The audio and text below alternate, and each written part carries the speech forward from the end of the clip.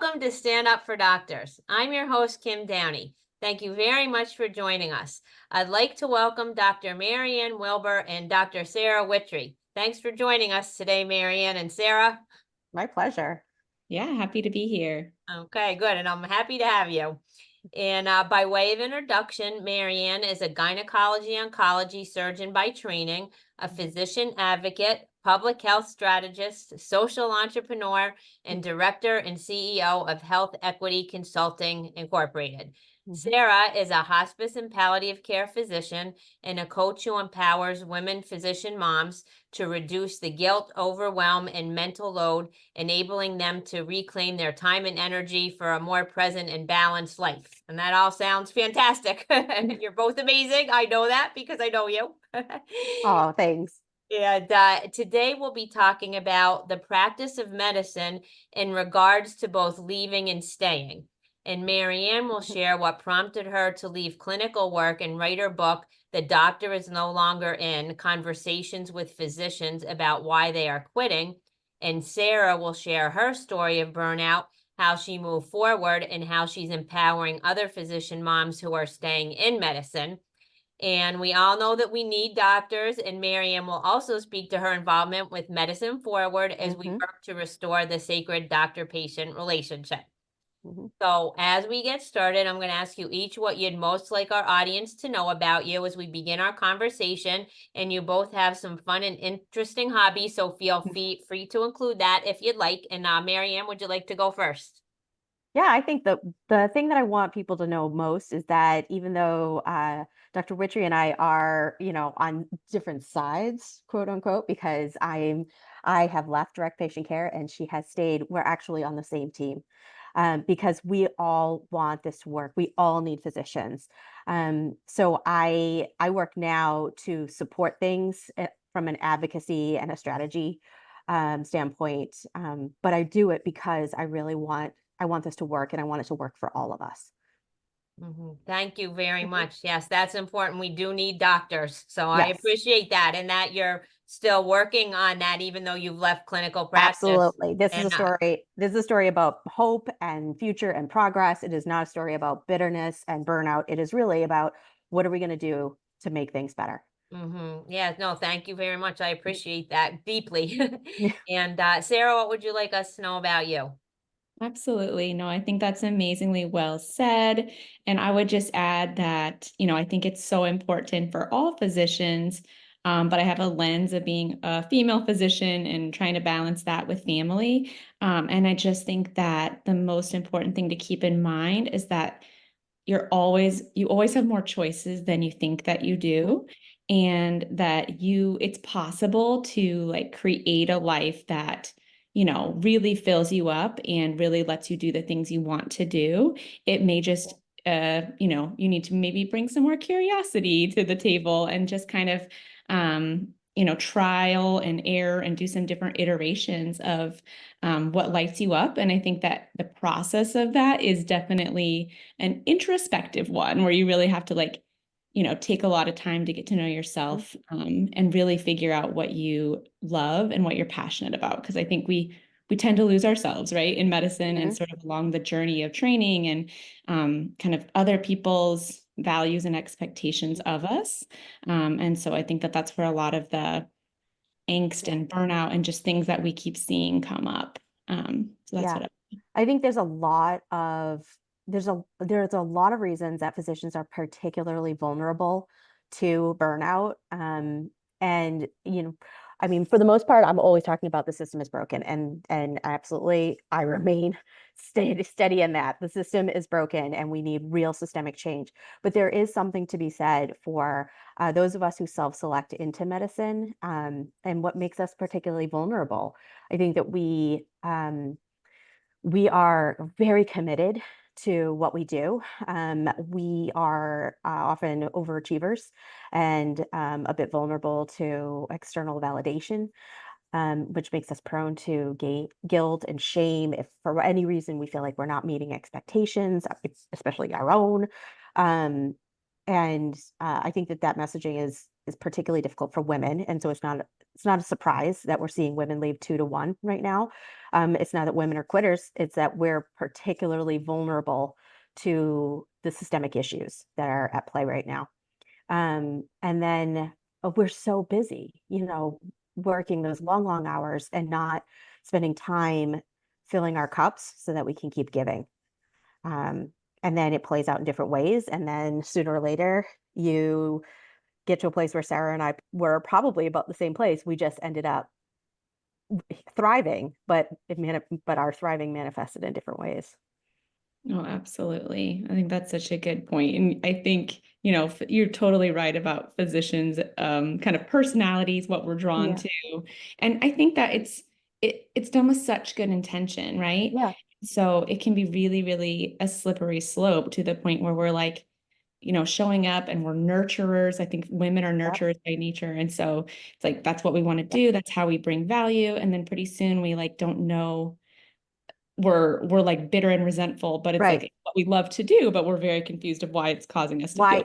Right. This was my calling. So Yeah, why am I not fulfilled by my calling? exactly. So So what MaryAnn, since happens? the two of you haven't met yet, if you would Yeah. like to share a little bit of your story with Sarah and for our audience, maybe about how you came to burnout and how you decided to read your book a little bit, and then we'll have Sarah share her story, how she got burnt out, but how she moved forward and stayed. Yeah. I mean, we all have our own, each of us have our own story. And they are, it's our own, but there are common themes. And so when I was doing these interviews with our colleagues all across the country, every one of them different demographics and specialties and, ages and all of that. But the themes that come out are pretty similar. And what we were just talking about, that passion tax, where doctors will keep giving, even though they've got nothing left to give, they'll just keep giving. Um, and that is not necessarily a good thing, honestly. At some point, we have to work with our system and say, what you're siphoning off from me this is not a sustainable, environment.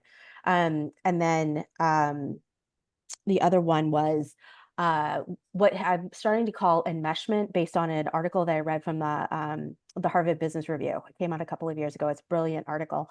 And it talks about when you are so deeply connected with your career that you can't tease apart those two things. Like, there's me as a human, and then there's me as a doctor. And if you can't separate those two things, you're really, really vulnerable to getting trapped and feeling like you have no options. And that's when things get into a really dark place. So I put that out there to say that any of the doctors who are listening, you are not alone, because both of those things probably resonate and are feeding into the problem. So for me, um, the shortest way to tell it is I was a very busy GYN oncologist, seeing a lot of patients, taking a lot of call, operating all the time, working really with less resources than I might think. I got a brand new nurse who had never done chemo, and then I trained her, and they're like, they took a nurse, and they're like, "You love teaching, so we give you a new nurse." And I was like, guys, I never got the NPA. It said I was supposed to get. I never got block time. I never, it's just, it goes on and on and on. So, I mean, it was impossible.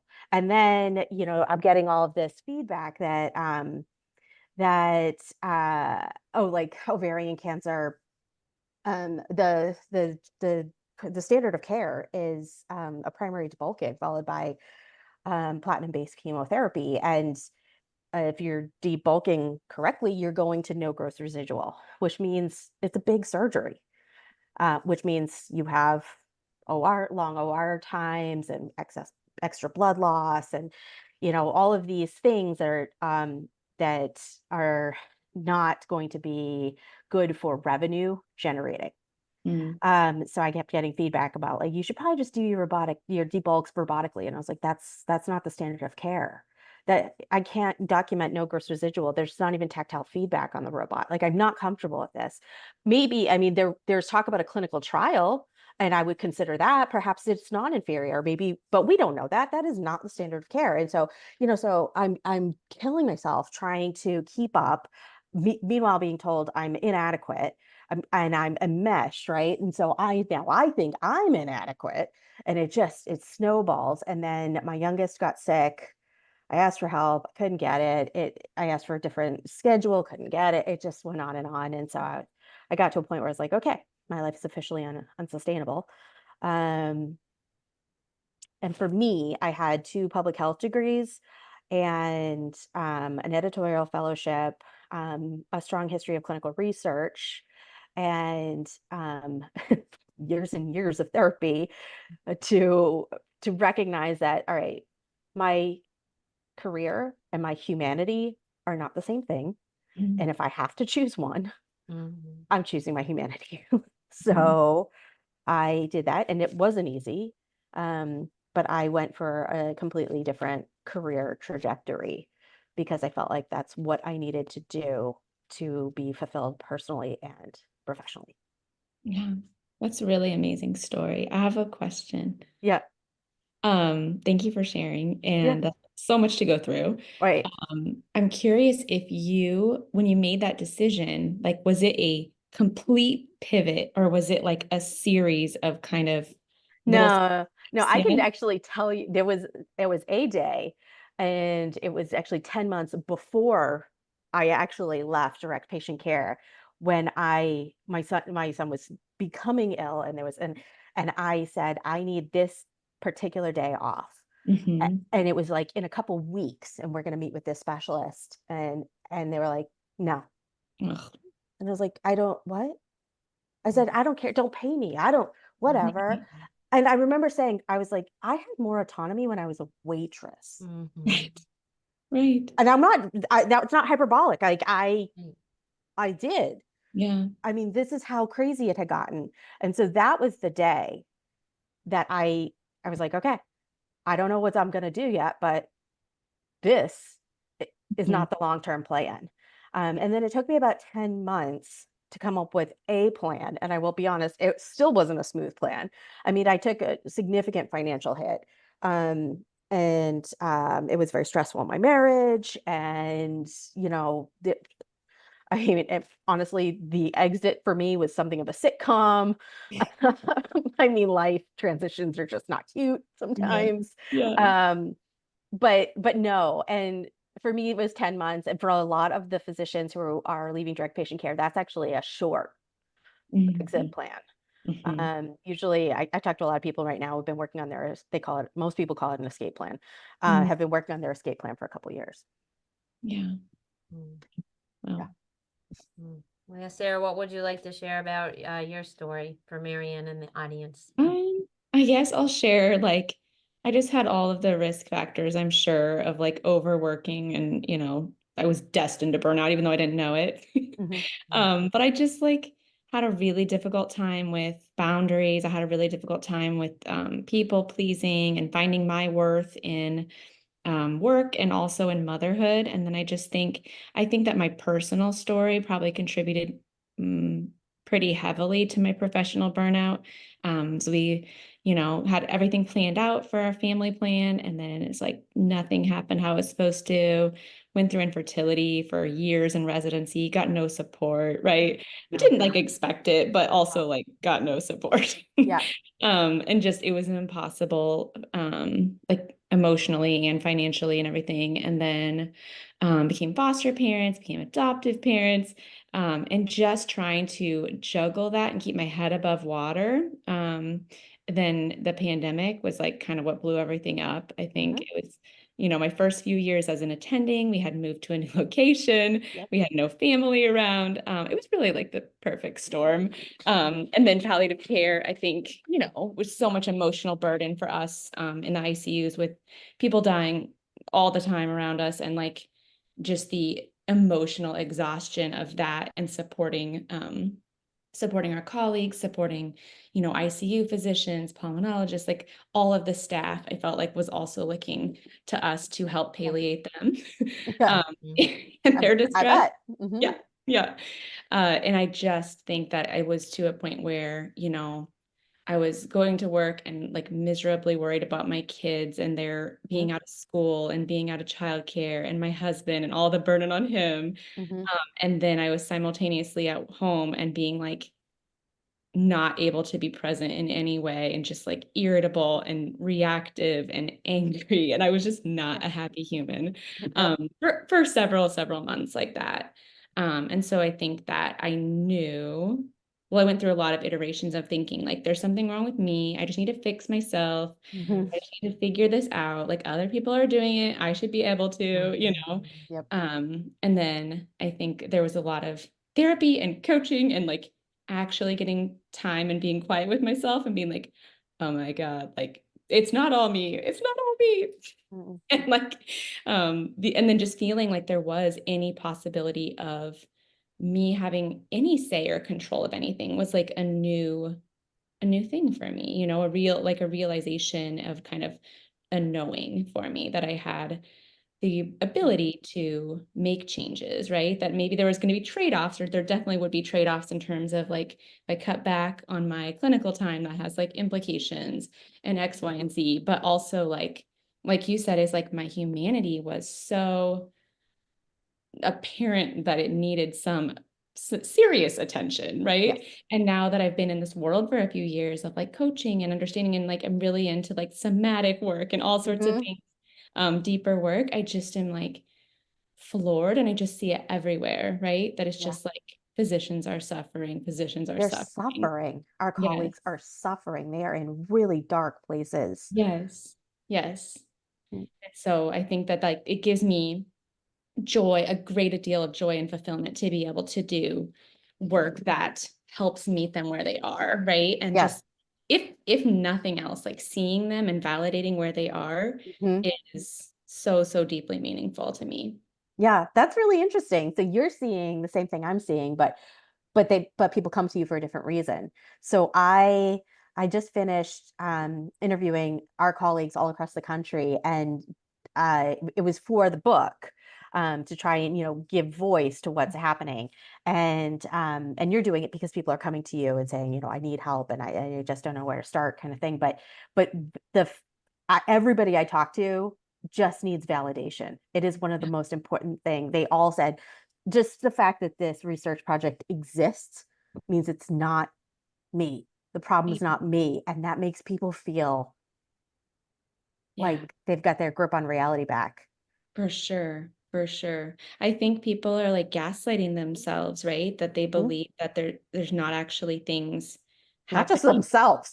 Yeah, the yeah. system the system tells them that, and it gets ugly. I've definitely seen some pretty ugly things done to our colleagues where they speak up and they say, you know what, this is not okay, whether it's what you want me to do for my patient or not do for my patient or whatever. Like, that's not acceptable. That is not a standard of care. I'm not participating in this. And either you back down Hmm. or things get ugly. But they don't, the administration is not going to come out and just say, you're fired. So what do? Hmm. They Hmm. start a file on you. They start, Right. yeah, they start, Right. and everybody's file is a little different, because maybe they're gonna try to build a case that you're a troublemaker, or they're gonna build a case that you're unqualified, or they're gonna build a case that you're not academically productive, or I don't know, whatever. But Hmm. every one of us has, the troublemakers. We all had a folder, and that was a really common, and and we, because we're so prone to we want to be achievers, we want to do well, we want to serve, and we buy this story, and Yeah. so we internalize those feelings. And I've started telling my friends, I'm like, when I start to see that happening, I'm like, they can say whatever they want to say, you can't control what they say, Hmm. but do not drink that poison. Do Right. not internalize that story. I mean, maybe with the help of someone who loves you and has your best interests at heart, perhaps there's some critique there that's worth listening to, but Hmm. don't just drink that poison without really asking yourself, like, why would they say that to me? Right. Right. Like, what are their incentives? Do they really have my best interest at heart? Do they? Because I know they don't have my patient's best interest at heart. Hmm. So really, don't just take that. Hmm.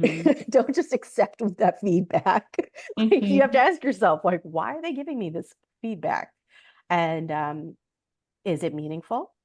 Hmm. Is this really something I want to internalize? Hmm. Because that is a lot of the darkness. And so what I find is when people internalize that and are completely enmeshed with their own career, Hmm. and God forbid there be any kind of leave, I've met a few of our colleagues who are such troublemakers that they were given time off. You're burning out. It seems like you need a vacation. Mm. AKA exile. Exile is very, very dangerous Mhm. to social Mhm. creatures. I Yes. don't even think we put prisoners in like isolation anymore, do we? I mean, it's really cruel. Yeah. And then you just sit there at home with these Mhm. feelings of inadequacy. Mm-hmm. I mean, that's the perfect storm for suicide. Yeah. No wonder. No Yeah. wonder, our suicide rates, rates are Oh, through the roof. totally. So what has helped you both to overcome your challenges? I would say, like, very simply, like, community support with other physicians is, I think, non-negotiable. Yep. Mhm. Even though we're viewed as troublemakers, right? Like, it's like I find that to be the most continuously positive thing for me to do is just talk with other people so that you realize like it's happening everywhere. It's not your Yeah. institution, it's not your town, your city, whatever, your department. It's literally everywhere. And so that just gives validation, but also like brainstorming and positive change because I feel like if there's enough of us like creating these ripples, right? Creating Yes. these things, then it's gonna make change and we can't just ignore it forever. You can't like give all the people time off and give them like a sabbatical when they don't want it or need it. You know what I mean? Yeah. Like, just, Mhm. Yeah. They don't want time off. They want yeah, support. they just want to do They the just right want to, they thing. just want to take care of patients. Yeah, They yeah, just, and be able to be a human, both yeah, things. that's it. I Um, mean, it's yeah, not rocket science. no, Just no. leave doctors alone and let them be. Yeah. But yeah, I found absolutely that working with colleagues who had been in the same situation provided validation, and that was critical in those early days when I was still in the darkness.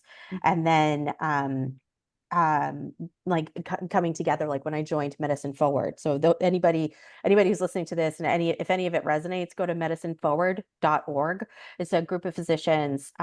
It started as a grassroots organization specifically for physicians to who want to protect the doctor patient relationship, but now it's really turning into sort of a movement for all of us because Mhm. I mean, in this way, we're also all patients and patient advocates. And so now it's really about anybody who wants to honor the doctor-patient relationship, come join.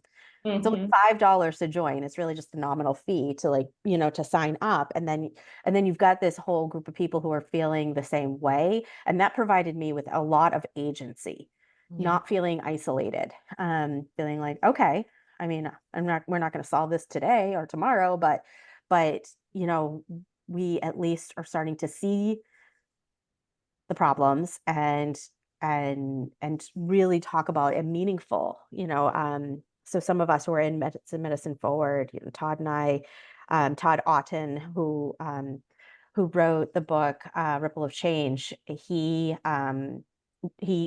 he introduced me to Medicine Forward, and now we are both and Kim Den, we're very involved with Medicine Forward. And then Todd and I just got back from DC. We met with the Surgeon General and some other people who are thinking along these lines. And so it's really, you're no longer in this dark room isolated thinking that you're inadequate. It goes to, okay, the system is broken and I might have something to contribute to making things better. I mean, those are like 180 experiences. Yeah. Just being exciting, being a network of networks, right? And Yeah. trying to connect all the change agents because there is things that's working in certain pockets of the country. So Mhm. just trying to find out what is that, can it be replicated? Mhm. And what we're doing here, every time a doctor shares their story, other doctors feel less alone. We say that Yep. over and over again. And Yep. Medicine Forward, we have open community calls. Right now, it's every other Monday night at 9 p.m. Eastern time. Mhm. And whoever shows up is the people that's supposed to be there. And Mhm. the people are different every time, the conversations are different every time. But doctors who have been working all day, sometimes whether they're driving home or just get home or wait to eat their dinner, if Yeah. it's important to them, they come on. And to hear the stories of other physicians Yeah. and to be able to share that, it's really wonderful. Yeah. Yeah. Sometimes it really does just sound like a support group. And then sometimes it's really planning about, what is, because we also do, when's the next seminar, when's the next conference that we're all going to meet up, and so there's plenty of that, and what resources, and you can ask people, because there are great resources. I hate to think that anybody who's listening would need a lawyer advocate, but many of our colleagues do. And so, just talking to people about how to access resources if they find themselves in a really tough place. So like just to have access to all of that support, resources, community, all of it. And actually, now we're starting a coaching initiative where Mhm. any new member to start can receive a free coaching session from one of our physician coaches. And then they're hoping to extend that in a few months to all members who have been joined for a while. We were starting just with new members because you have to start, somewhere, and we'll see how that goes. And I think we've all benefited from physician coaching, right? Mhm. And it's a great way to try it from, That's from a peer. Yeah. Yeah, that's awesome. I've heard of Medicine Forward. Now I'm gonna go check it out and join because Yeah. Okay, well, thank you. We'll see. I'll welcome you. I'm the community ambassador, so I will welcome you, Sam. So I'll know if you joined or not because I get the message. Yeah, Kim and I meet once a week. I'm the strategist, so I do a lot of the alliance building because there are wonderful people all over the country doing incredible things. There's the Clinician Burnout Foundation. There's the Lorna Breen Foundation. There's DFA, Doctors for America. So and what we're trying to do is bring everybody together because everybody's kind of got a little bit of a different niche. DFA tends to be a little more political advocacy kind of thing, and but Lorna Breen is very specific to physician suicide. But these things are all related, and we support each other, and so we're sort of trying to put together an alliance to maximize the efficacy, really, yeah. of our efforts and community and legitimating. I mean, I think we all started as rebels, but I mean, the more of us that are together, it's like, okay, we're not rebels anymore. Now we're just a community of people who are starting to speak up and say, this is not okay, and real change needs to happen. Mhm. And we don't, I mean, yeah, I do. I identify as a disruptor, but I don't see that as a bad thing. And that doesn't mean that I want to blow up, at any particular institution or structure or anything. It just means the status quo is unacceptable, Mm. and we need to do something. Right. And actually, I'd like to make it as least disruptive as possible, which means the sooner the better. And then it's inspiring, Sarah, because you're still going to work, right? And Mhm. doing all your Yeah. doctor Somebody's got to do it. Thank you. So then when you see the things I that know. happen, it can motivate and inspire you that, okay, there's people that have my back. There's people to know what they are. And, Right. the things that are being done, it can help, motivate and inspire you, Yeah. No, you're absolutely right. I think people ask me a lot if I want to eventually be like full coaching and only do that. And I'm always like, no, I always want one foot in the door. It might be like 1 or 2 days a week, but I want it there because I I not only want to support my colleagues there who I see, right? But like the residents, the med students, like I desperately want to reach them earlier. And so that's Yes. one way I can consistently be Mhm. able to interact with them and like secretly coach them, even though I'm like teaching them about palliative medicine. I'm like also Yeah. teaching them about life in medicine. Yeah. And so that's, yeah, something that I'm hopefully going to continue to do and then, bring, but I need like the periods of refreshment as well. I can't. Yeah, well, Yeah. that's amazing that you can keep shifting, and that's fantastic that you have that mindset to make it sustainable for you. So Right. That's that's awesome. hard. That's hard to I- put that hat on and then take it off and then put it on. Mhm. So Yeah. as we start to wind down, do you have any top tips for your colleagues, from seasoned physicians to med students, or even those considering med school, and or any suggestions for patients who wish to support their doctors? And you can each speak to that. I'm starting to really follow the data around the first burnout, and what we're learning is that the earlier your first burnout, which for many of us is in training, and that was definitely my case. That actually ends up being a very important risk factor. And so now that we're starting to see that, I'm starting to teach I still have plenty of mentees because I do Mhm. clinical research still. Um, and I'm teaching them now to really start self-assessing and not being afraid to speak up for what they need and to build communities and not isolate, not to enmesh themselves with their careers. So remember, your career is a huge part of who you are, but it is not who you are. You have value just because you are you. Mhm. Mhm. You know, and that is really important for people to hear. So I do all of those things, and then a little bit selfishly, I have to pitch the book. So my book will be out in a couple of weeks. It's called The Doctor Is No Longer In. You can reserve a copy now at www.thedoctorsnolongerin.com. Or you can wait in another 3 weeks or so. It will be in Barnes and Noble and it'll be on Amazon. It's a short read and it tells a lot of stories, a lot of quotes from our colleagues. And the goal is to give voice. And so I think that a lot of physicians who are in these situations, the hope is to read it and go, yeah, I'm not alone. And Mhm. and you're not alone, and you're in a position to make great change. You're still powerful. Mhm. That's awesome. Congratulations. That's a Thank huge, you. it really Thanks. is. Like, you got to be like, Mhm. Right. celebrate. Well, maybe I will be right now. These things always take longer than you think they are, right? So now it's like the formatting and the proofreading and the printing press. I'm like, wow, okay. Yeah. Yeah, It's totally. very We exciting when we you get those actually copies had in your hands, right? Very yeah exciting.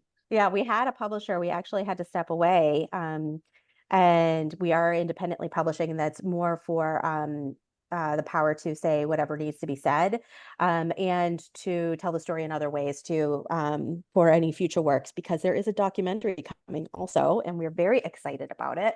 I can't tell too many details yet, but it is going to be on major streaming networks, and it will be aimed at a generalized population to help our patients also understand why they are watching the hospitals close around them and their doctors leaving and they can't get to see a specialist, and the primary care is somebody different every time, and people want to know, they want to know what's going on and what can be done. Yeah, well, So thank you. And Sarah, did you have any final top tips for your colleagues? Um, hmm. I mean, I'm a huge advocate of coaching also. So mhm, just, if you feel like you resonate with a lot of this, you're feeling like you're probably burnout or you're getting there or you're just feeling like dissatisfied, um, and like you don't know if you can keep doing this for the next several decades, then I think it's the right time. Like, don't wait any longer. Don't put yourself mhm, off any longer, and really truly like seek some support. There's a lot of free coaching platforms. There's a lot of like amazing people to find and just, do a couple sessions with just to get some clarity, on what it is that you kind of know what you don't want, but you kind of don't know what you do want. mhm. And so I feel like that process is helped a lot by some of that support that a coach can bring, and just kind of opening you up to possibilities, of what's out there and what life could look like for you. Because palliative in me is always like, well, what are you going to regret later in life? Like, are you going to be, Mhm. speaking out and making a change, or are you going to regret like keeping your head down and just plugging along, even though you might be miserable? And it has impacts on everyone around you, right? Like your family and your friends and you matter. And like you said, you're worthy as a human being, and like you have so much value to add outside of what you do for Yep, others. Yeah, yep. So absolutely. Thanks, if Sarah. somebody wants to contact you as a physician coach, how can they contact you? Just go on LinkedIn and just search my Okay. name, Sarah Wittry, or I have a website called Vibrant Humans, sarahwittry.com. Thank you. And MaryAnn, yourself? Yeah. So you can go to www.thedoctorsnolongerin.com or www.healthequityconsulting.org. I have a business and a nonprofit. We do health equity consulting around these sorts of things, and buffering and supporting communities that are going to be potentially or definitely hit worst, because we're all going to feel this physician shortage, but some communities are much more vulnerable, because like everything else, the suffering will be inequitably distributed. So those are the projects that I'm working on these days. And if you want to email me directly, it's just mwilbur, MWILBUR @healthequityconsulting.org.